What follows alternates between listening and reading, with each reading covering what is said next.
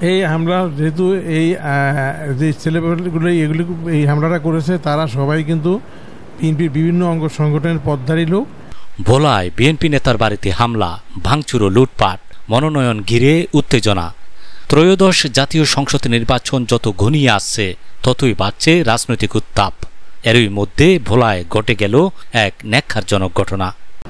অদ্য বিকাল 5 ঘটিকার সময় আমার গ্রামের বাড়ি দৌলতখান উপজেলায় 4 নম্বর ওয়ার্ডে আমার বাড়িতে তখন কেউ ছিল না, বাড়িতে শুধু আমার এক ভাই ছিল, আমার চাচি ছিল। তো তখন খালি বাড়িতে 14-15 সন্ত্রাসীর একটা দল বাড়ির ভিতরে ঢোকে, অতর্কিতভাবে ঢুকিয়ে তারা ইট পাথর মারতে থাকে। মারে আবার বাড়ির সামনের দরজা জানালা যেগুলো এগুলো সব গ্লাসের, এগুলো সব ভাঙচুর করে এরা ঘরের ভিতরে ঢুকে তারপরে মানে বাইরে যে সমস্ত জিনিসপত্র আসছিল এগুলো সব লুটপাট করে। এবং এর পাতারি ওই মানে যারা ঘরের ভিতরে ছিল, আমার চাচি ছিল, বয়স্ক লোক, 70-75 বছর বয়স, তাকে গালিগালাজ করে। আমার স্বাস্থ্য ভাইয়ের কাছে মোবাইল ছিল, তার কাছে 2টা মোবাইল ছিল, মোবাইলগুলি ছিনিয়ে নেয়, নিয়ে তাকে অকথ্য ভাষায় গালিগালাজ করে। এবং আমার মাইন যে বাড়ির ভিতর ঢুকে যে গেট দরজা বড় যে গেট ছিল, সেই গেটের ভিতরে যে গ্লাস ছিল, সেই গ্লাস ভাঙিয়ে ওই জায়গা দিয়ে ঘরের ভিতরে ঢুকছে। এবং আশেপাশে যে গ্লাসের যে বড় বড় জানালাগুলো ছিল সেই জানালাগুলো ভাঙচুর করে তারপরে ওরে তারা দোতলা উঠিয়া ডুপ্লেক্স বাড়িতেও দোতলায় উঠছে। দেখে যে দোতলায় শুধু ফার্নিচার ছাড়া আর কিছু নাই, যেগুলো নেওয়া সম্ভব না। আবার কি মনে করে দ্রুত ওখান থেকে নাইবিয়া তারা বাইরে আসে, এসে আবার পাথর মারতে থাকে এবং অকথ্য ভাষায় গালিগালাজ করতে থাকে। বিএনপি থেকে ধানের শীষের মনোনয়ন প্রত্যাশী এক প্রার্থীর বাড়িতে হামলা, ভাঙচুর ও লুটপাটের অভিযোগ উঠেছে দুর্বৃত্তদের বিরুদ্ধে। এ ঘটনায় এলাকায় ব্যাপক চাঞ্চল্যের সৃষ্টি হয়েছে।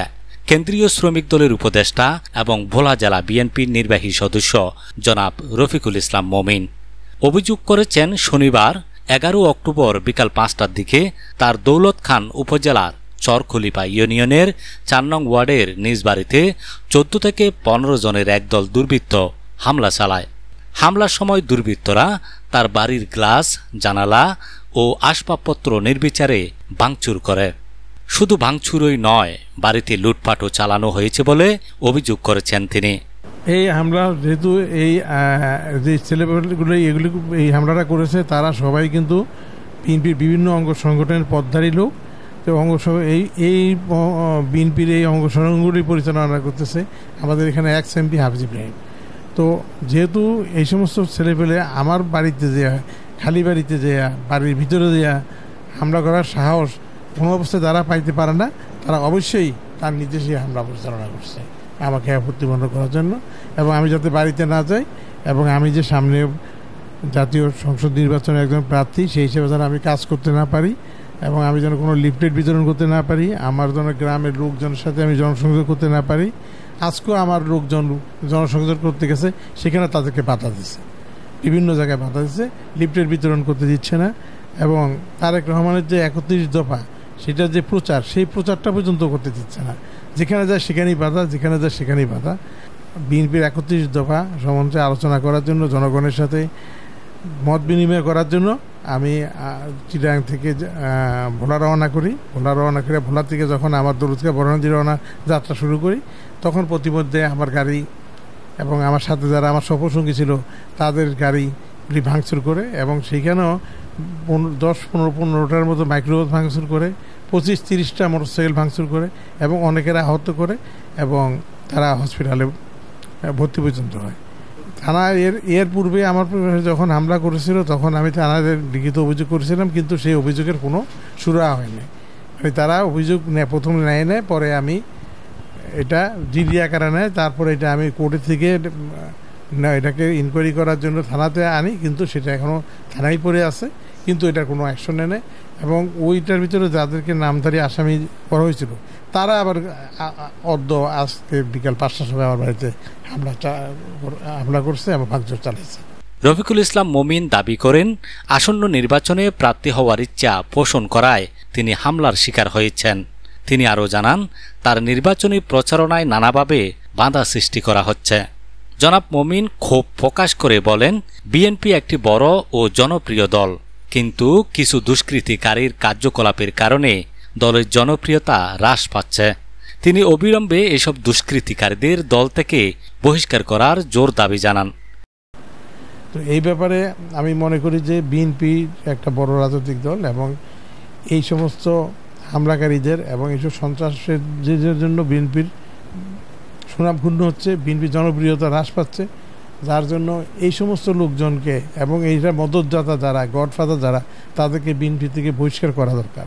বহিষ্কার যদি না করে তাহলে বিএনপির জনপ্রিয়তা দিন দিন আরও হ্রাস পাবে। এই জন্য আমরা মনে করি, আমার বক্তব্য হলো এটা যে যেই অন্যায় করুক না কেন, যেই সন্ত্রাসী করুক, যেই চাঁদাবাজি করুক, যেই লুটপাট করুক, যেই দখল বাণিজ্য করুক, তাকে বিএনপির থেকে অবশ্যই সাথে সাথে সে যত বড় মাপের নেতাই হোক না কেন তাকে বহিষ্কার করতে হবে। ভোলা জেলা বিএনপির নেতা এবং বর্তমান যে সভাপতি আলমগীর হাজী সাহেবকে আমি অবহিত করেছি। তারপরে আলমগীর হাজী সাহেবকে আমি বলেছি যে, এবং ওনাকে আমার এই যেখানে ঘরে আক্রমণ হয়েছে সেটা ভিডিও ফুটেজ পাঠাইছি, এবং আমি বলছি যে আপনি এটা প্রয়োজনীয় ব্যবস্থা গ্রহণ করার জন্য ওনাকে অনুরোধ করছি যে এরা এই বিএনপির লোকজনেরা এটা করছে, আপনি এটা ব্যবস্থা গ্রহণ করেন। ভিডিও ফুটেজ সহ ওনার কাছে আমি সব কিছু পাঠিয়েছি। মূল কারণ হলো, এখন যে যিনি এই কাজটা করেছেন উনি 5ই আগস্টের পরে 2 থানায় এরকম প্রচণ্ড চাঁদাবাজি, জঘন্যভাবে চাঁদাবাজি, দখলবাজি, চোর দখল, হাট দখল, বাজার দখল, মাঠ দখল, সব দখল, তারপরে আপনার সালিশ বাণিজ্য ইত্যাদি এমনভাবে করছে, এখন মানুষ তাকে আর চায় না। মানুষ তার থেকে মুখ ফিরিয়ে নিচ্ছে। মানুষ এখন দরুদ খাঁ বড়নদীর মানুষের কথা হলো পরিবর্তন চায়। কারে চায় সেটা আমরা জানি না। তাদের হাতে আক্রমণের সময় তাদের হাতে রড টড এই সমস্ত জাতির দেশীয় অস্ত্র ছিল। এরা মাল লুটপাট করছে, অন্তত 50,000 1 লাখ টাকার মাল লুটপাট করছে এবং ক্ষতিগ্রস্ত করছে কয়েক লক্ষ টাকা। তারেক জিয়ার উদ্দেশ্যে আমি বলবো, তারেক জিয়া আমাদের ভারপ্রাপ্ত চেয়ারম্যান সবসময় বলছেন যে চাঁদাবাজ এবং দুর্নীতিবাজ, চাঁদাবাজ, দখলবাজ এদের জায়গা বিএনপিতে হবে না এবং এদের ভার বিএনপি কোনো সময় নিবে না। যদি না নেয় তাহলে এর ভার কিভাবে নিবে আমি জানি না। যদি সেইভাবেই সেই কথাটা যদি কার্যকর করতে যায় তাহলে তো প্রথমেই তার বিরুদ্ধে ব্যবস্থা নিতে হবে। যারা চাঁদাবাজ করতেছে, যারা দখলবাজি করতেছে, যারা হাট বাজার লুটপাট করতেছে, তাদের বিরুদ্ধে এখনই কঠোর ব্যবস্থা নিয়ে একটা জানান দেওয়া দরকার বাংলার মানুষকে যে বিএনপিতে চাঁদাবাজের কোনো জায়গা নেই। এই হামলার ঘটনা রাজনৈতিক মহলে ব্যাপক আলোচনার জন্ম দিয়েছে।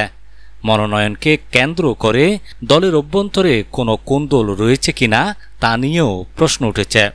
পুলিশ প্রশাসন এ বিষয়ে কী পদক্ষেপ নেয় এখন সেটাই দেখার বিষয়।